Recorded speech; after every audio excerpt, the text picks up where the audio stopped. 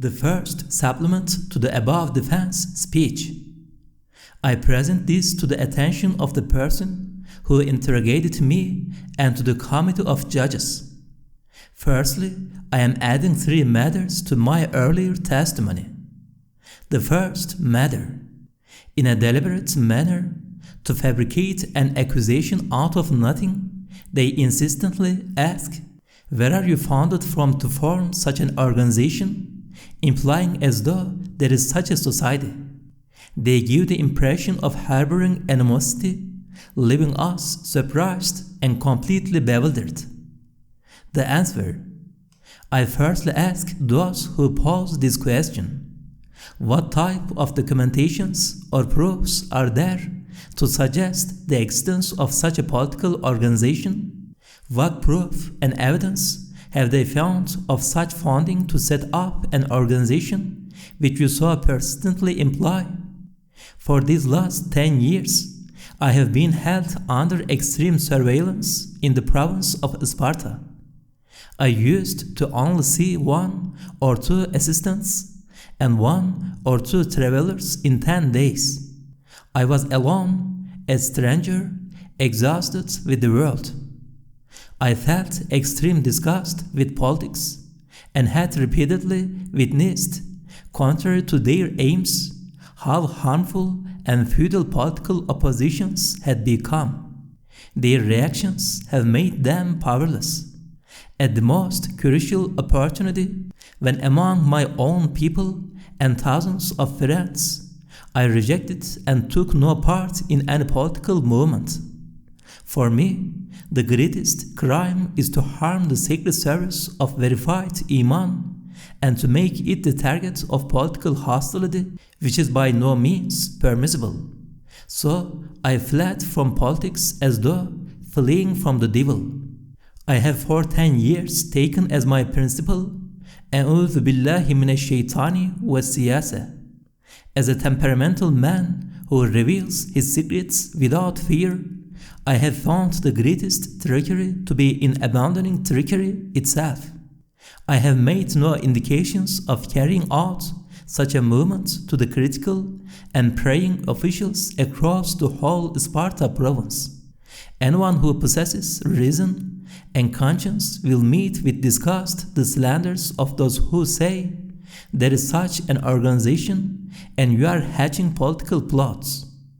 Not only myself, but the province of Sparta and all who know me, indeed all the people of intelligence and conscience, would reply, "You are only accusing him due to your own malicious plans." Secondly, our concern is Iman. Through the brotherhood of Iman, we have established brotherhood with this country and with 99% of the people of Sparta. Whereas a political society is the alliance of a minority within a majority. 99 people cannot become a society against 1 person unless that person is an extremely unjust atheist and imagines everyone to be, may Allah forbid, atheist like himself, and spreads such lies to insult this blessed religious nation. Thirdly, a man like myself carries an earnest love and appreciation for the Turkish nation with respect that it manifests the Qur'an's praise as the flag bearer of the Qur'an and has challenged the whole world for 600 years.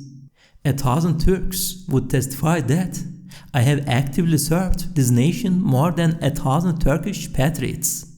I have chosen to remain in this isolation, preferring 20 to 30 valuable Turkish youths over 30,000 of my own fellow countrymen who do not perform the Salat.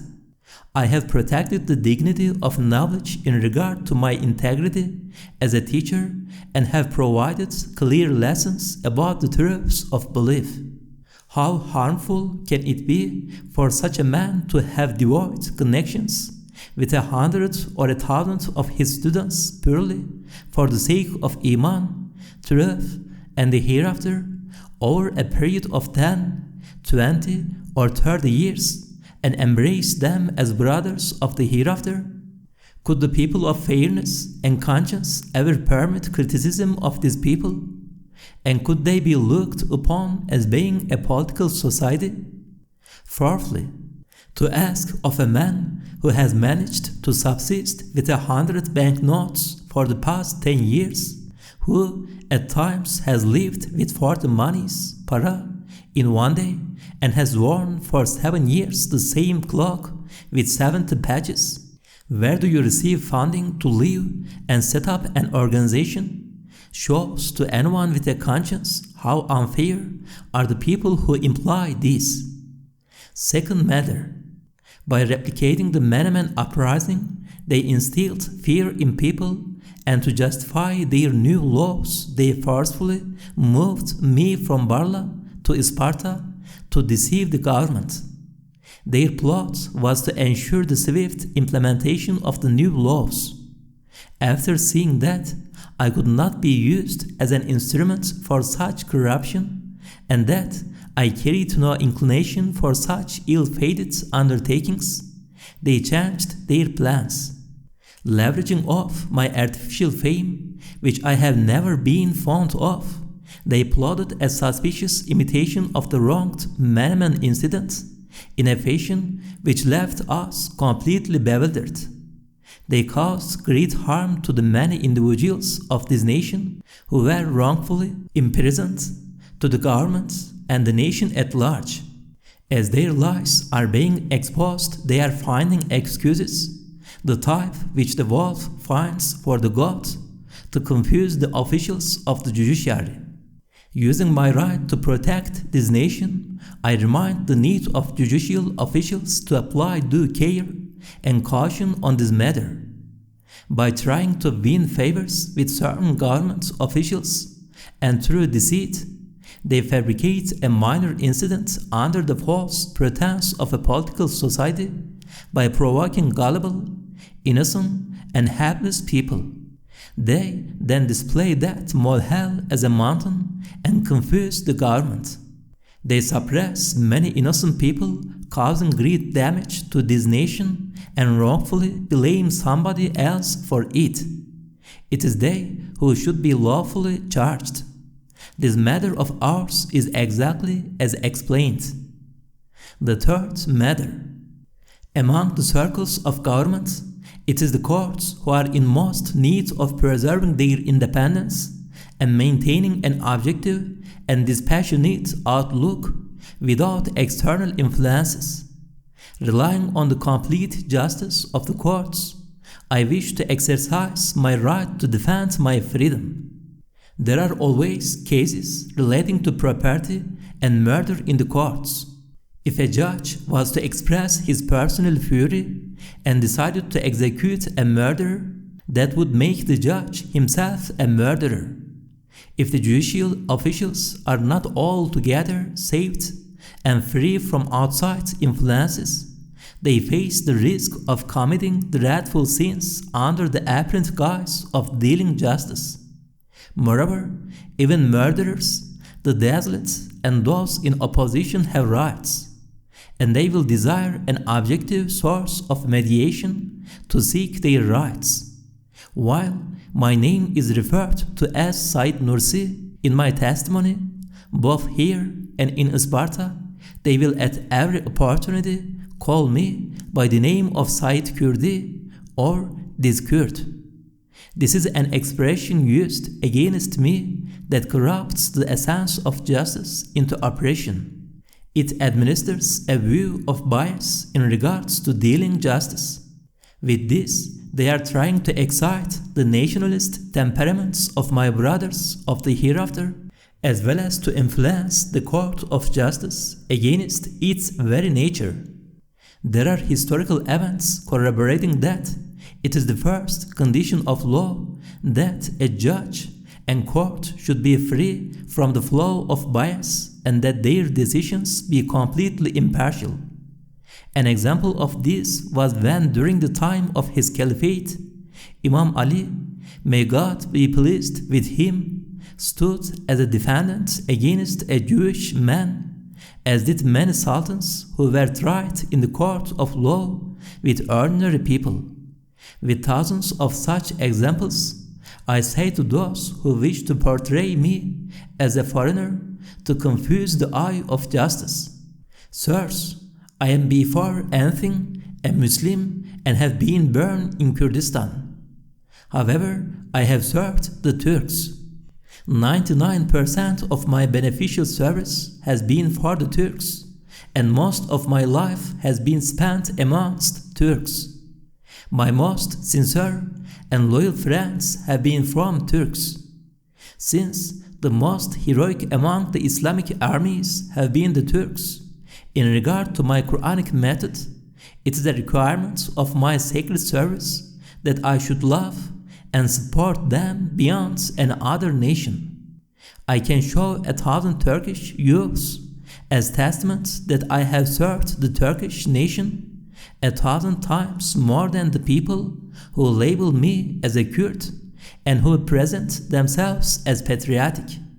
I also present as a testament the 30 to 40 books that are in the hands of the judges, in particular the Risales on frugality, the elderly, and the message for the sick.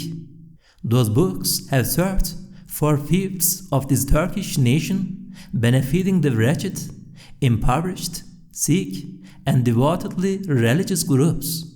This is equivalent to 1,000 Turkish patriots. These works are not in the hands of the Kurds, but rather in the hands of the Turkish youth. With the permission of the Committee of Judges, I say this to those atheist tyrants subjecting us to this calamity, and those who deceived certain members of the government and have implemented this scheme under the veil of patriotism. Sirs, how is it patriotic to throw more than 40 of the most valued Turkish youths and most esteemed Turkish elders into this calamity as though they had committed a major criminal act like murder, purely for a matter about me which is yet to be established, and even if proven does not constitute a crime, and even if deemed a crime, concerns only myself? Indeed, amongst those who have been subjected to these tortures, arrest, without reason, there are certain people who are a cause of pride for Turkish youths, who have been treated like murderers and taken away from their families and children and thrown into this calamity simply because I sent them a Risale dealing with a matter of belief and sent them my greetings and valued them. Note, after 2 months of distressing time in remand, these people were acquitted and had their case dropped. Is this your patriotism? You claim that, I say, I am a foreign national.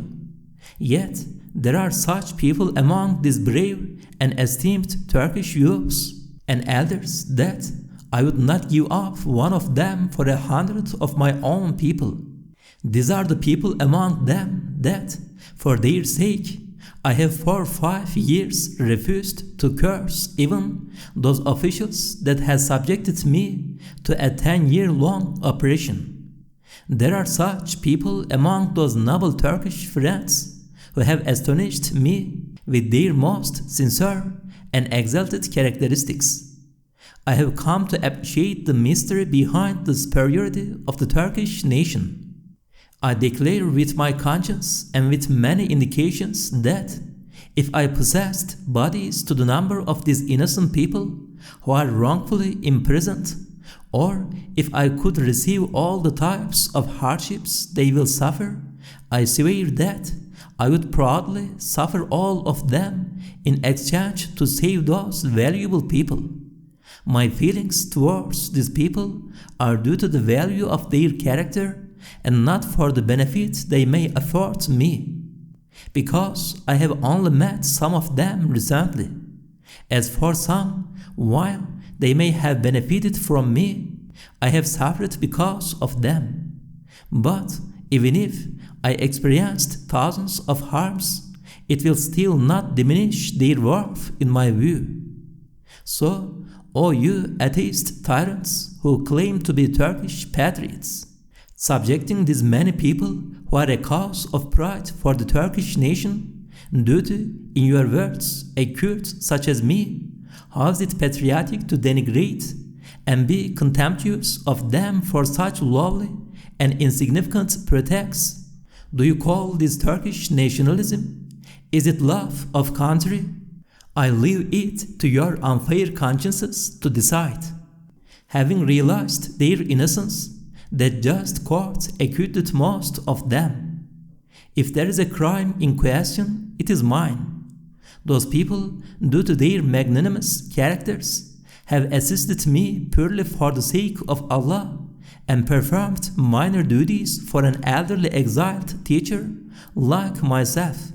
They performed such duties like lighting the stove, bringing me water, preparing my meal, and making copies of my personal risales. For my sake, they have signed their names at the end of the 2 risales, which are like my diaries as a keepsake.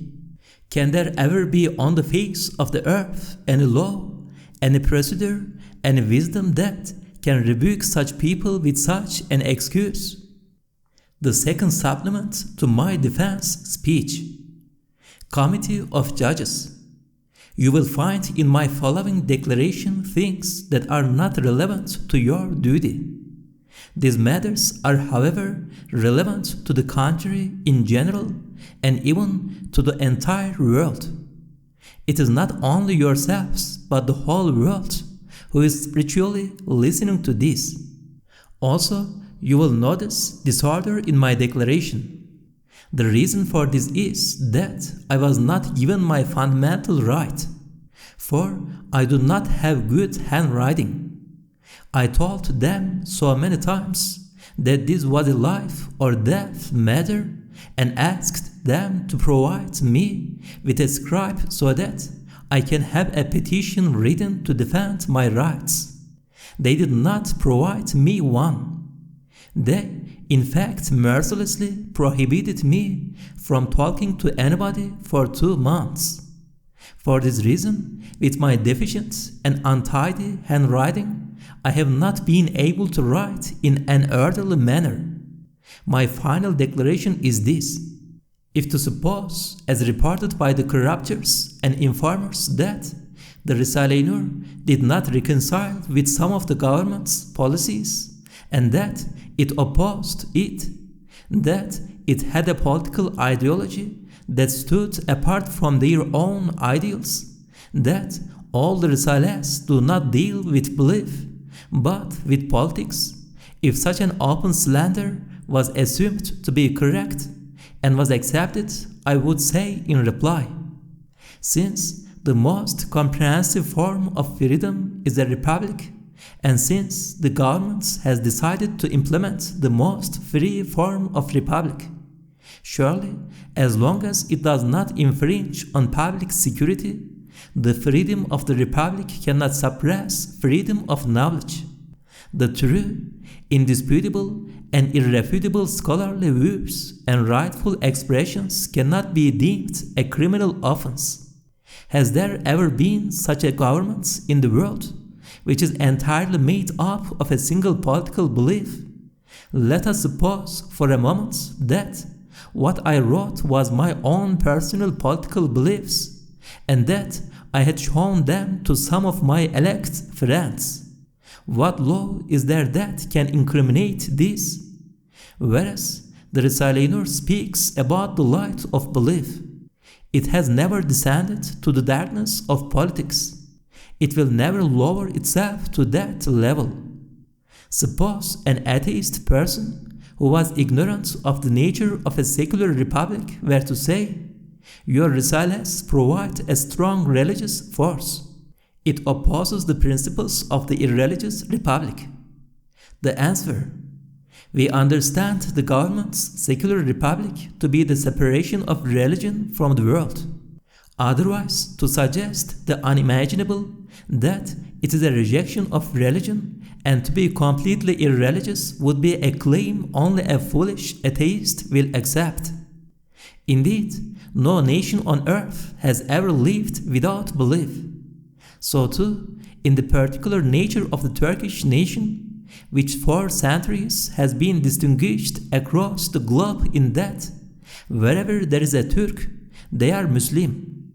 Even if they are minor, other Islamic nations do have populations that are outside of Islam.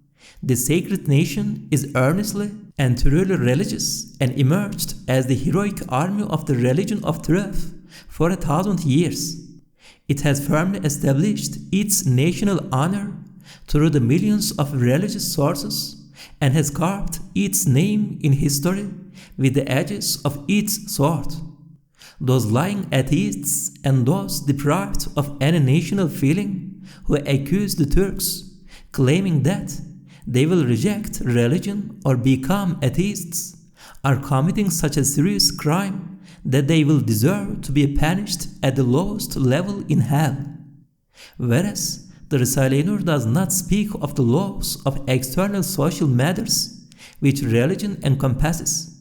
Rather, what it speaks of are its fundamental subject and aim, the exalted pillars of Iman, which are the most pure and highest matters of religion. In most cases, my audience is first my own nafs, followed by the philosophers of Europe. If there are such people who suspect harm from sacred matters, they can only be devils. There are only 3 or 4 risales which have been critical about certain officials in the form of complaints. However, those risales are not referring to them for the sake of opposing and being critical of the government. Rather, it is written against those certain public officials who oppress me and abuse their positions. Furthermore, I have deemed those 3 or 4 risales as private in order not to be misunderstood and have prohibited their dissemination. The majority of my other risales have been written 4 years ago, some of them 8 years ago, while some of them 13 years ago. Only the risale on frugality, the elderly, and the sick have been composed last year. Besides, those with the minutest intelligence who carefully examine the risales with impartiality will attest that these risales do not contravene the government's law. They are not in any way inflammatory and do not violate public order. They in fact preserve it and should be welcomed by the government with appreciation. Even if we suppose there are many matters not in line with the government's view, the decision reached on the 28th of July, 1933, dismissed those supposed elements of the law mentioned above. Later, a general law of pardon was announced, claiming that there are no grounds for pursuing these risales. I request that the injustice we have been subjected to be reversed, and that our risales are returned as soon as possible. If a drunken, unfair person who considered the nature of humanity to be lower than the most miserable and lowest level of animality, who assumes this world to be permanent and unending, and imagines humankind to be eternal and undying, was to say, "These risales of yours provide powerful lessons on belief. It withdraws people from the world. It turns their attention to the hereafter. As for us, we can only live by directing all our power, attention, and minds to the life of this world, because the present life and its safeguarding against enemies has become extremely difficult."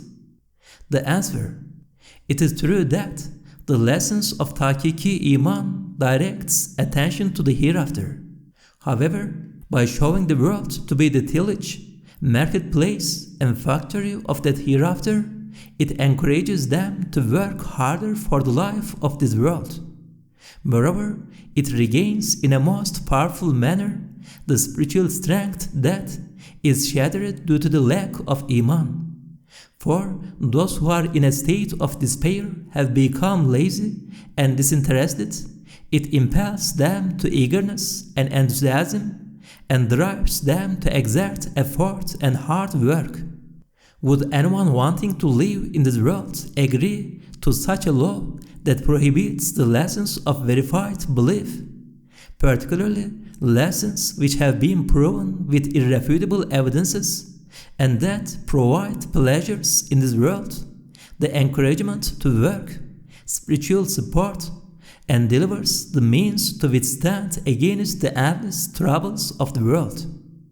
If an ignorant so-called patriot who did not know the true principles of administering a nation and maintaining public order was to say, "The reason we are interfering with you is a precautionary measure against the possibility of your Risales becoming a means for those who upset public order and those who mingle in the affairs of the government, it is possible that you may inattentively object to the present authority, and with your Risales having so much influence, this may cause serious problems." The answer: those who receive lessons from the Risale-i Nur will surely distance themselves from corruptions which take the blood of the innocent and eliminate their rights. They will in particular have understood through their experience that such corruptions are a source of repeated failure and are very harmful. The fact is that out of the 10 cases of corruption over the last 10 years, not 1/10, but rather not even a single student of the Risale-i Nur was ever involved. This demonstrates that the Risales are in opposition to these corruptions and are a means of securing public order. In relation to the administration and preservation of public order, which would be easier to govern 10 rogue atheists or 1,000 people who have Iman. Yes, through producing beautiful characteristics, belief instills feelings of mercy and implants a sense of avoiding harm. As for your concern about my inattentiveness, for the last 13 years I have done all that is within my means not to attract the attention of the government and not to busy myself or interfere with it. So much so that in a most extraordinary manner I have led a hermetic, reclusive, solicitous life withdrawn from politics as is known by the province of Sparta. O you unjust people who put me through this calamity, it is understood that you have been upset and outraged at me for not acting against public order. You have arrested me with your enmity to public order. Indeed, the ones wishing to ruin public order and interfere with authority are those who have led to my arrest by deceiving the government concerning me and engaging the judiciary to no avail. On behalf of this nation, it is incumbent upon not only ourselves but foremost the public prosecutor and the judicial committee to file charges against them.